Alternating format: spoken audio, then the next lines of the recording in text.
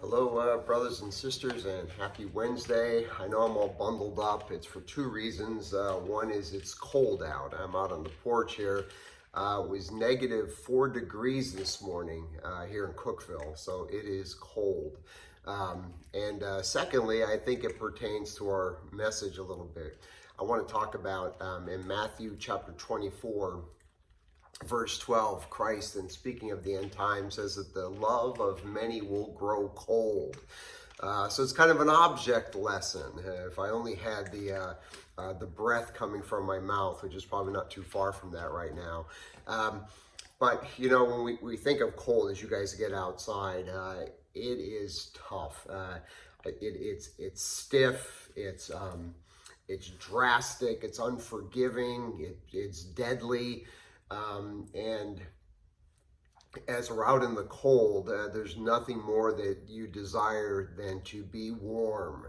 And you think if many of you that are blessed to have a nice fireplace, you get inside and you just think how inviting that warmth is. It just makes you feel good inside and comfortable. Brings you back to where your body should be, that comfortable temperature. So when Christ uses the word cold, you get a really good picture of what he's talking about, especially at negative 4 degrees. And this coldness can translate into our personalities, our behaviors, our hearts, and of course the opposite being the warmth of the heart. In the book of Genesis 43, it talks about Joseph when his brothers are all brought back down to Egypt and he comes out to meet them. It says that his compassion grows warm for his brothers, to the point where he actually had to excuse himself from them to go and weep. So you just see that the warmth versus the coldness is very apparent. A cold heart is something that's very stiff, very self-preserving, very limited. But let's open up to the book of Matthew, chapter 24. Matthew 24, and it's the passage where Jesus's disciples are asking, what are the signs? How will we know of your second coming, of the end of the age? And he goes on, and I'm going to read through it here just as a little bit of a refresher, and it's a very sobering word from Christ. In verse 4, I'll start, of chapter 24 in Matthew. It says, "And Jesus answered them, 'See that no one leads you astray, for many will come in my name, saying, I am the Christ, and they will lead many astray.'" So many false prophets are out there, and they have been out there. This is nothing new. Verse 6, "And you will hear of wars and rumors of wars. See that you are not alarmed, for this must take place, but the end is not yet." We have wars, we have rumors of wars, and we have had them for a long time now. So again, this is nothing new that's just showing up recently. These are things that have been around. Verse 7, "Nation will rise against nation, kingdom against kingdom, and there will be famines and earthquakes in various places. All these are but the beginning of birth pains." And again, famines, earthquakes, these things, we've been dealing with those for centuries. I'm not saying that none of these things can get worse, but if you're looking for these things as a sign of Christ's return, they have already happened in very large ways. So it's probably closer than we think.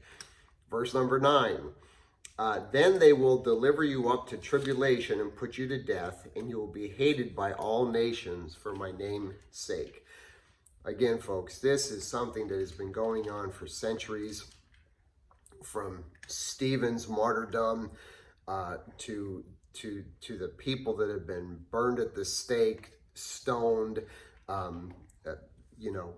murdered in large numbers, whether it's by Muslim countries, whether it was by the very church herself, very cruel in murdering Christians in the early centuries of the church. So again, these kind of things, in America, We don't see it this drastically, but boy, you look across the globe and it's going on and has been going on, sadly. But it's the truth. Verse number 10, and then many will fall away and betray one another and hate one another. Now, if you're falling away from something, that means you were already there. You can't fall off a ladder unless you've climbed on it. So this is talking to the church, people that believed in God, people that serve God, and now are falling away, and betraying and hating one another. Horrible scene here. And many false prophets will arise and lead many astray. In verse 12, and because lawlessness will be increased, the love of many will grow cold, but the one who endures to the end will be saved. So Christ is saying, because there is lawlessness, love grows cold. You would want to flip it around, and you might say, well, because there's no love, people have become lawless. But Christ puts it differently. He says, because lawlessness increases, it's so pervasive that the love of many, the love of the called, the loved in the church, I believe he's talking to us here, grows cold, grows selfish and different. Now, you may think, well, it's so lawless in the world today, and it is. But the fact that someone could go into our major cities and steal a bunch of stuff and get away with it, that lawlessness is not going to make your heart grow cold. That's not what's doing it. Lawlessness is something that's been in the world for a long time and will always be there. So what does he mean? The law of God, what it boils down to, is that you love the Lord and that you love your neighbor as yourself. That, he says, all the law and the prophets boil down to that statement.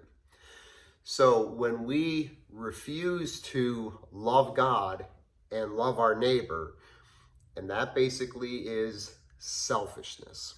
It is all about us, our comfort, our stuff, our wellness. All we think about is ourselves. We've got no time to pursue God. We've got no interest in calling, helping, blessing our brothers and sisters in Christ, or our family, or our neighbors. It's all about us. So when that law of loving God first and loving your neighbor, when that is not there anymore, the selfishness of the heart just grows and it becomes cold like an ice cube. It becomes frigid. Now, just because you and I may be in the conservative right, we know all the nonsense going on and how wrong it is and how it's destroying our country, how the country is coming against the church. You can be very right and still be cold. So we want to make sure that even though it's cold outside, these hearts have got to be warm. And they need to be warm by observing the law of God. We've got to love him and love the people around us. It's not easy. That's not what we desire. It's not what I desire to do naturally at all. But we need to keep that place, because that is a danger, and that is a danger for the church. God bless you guys, and stay warm out there.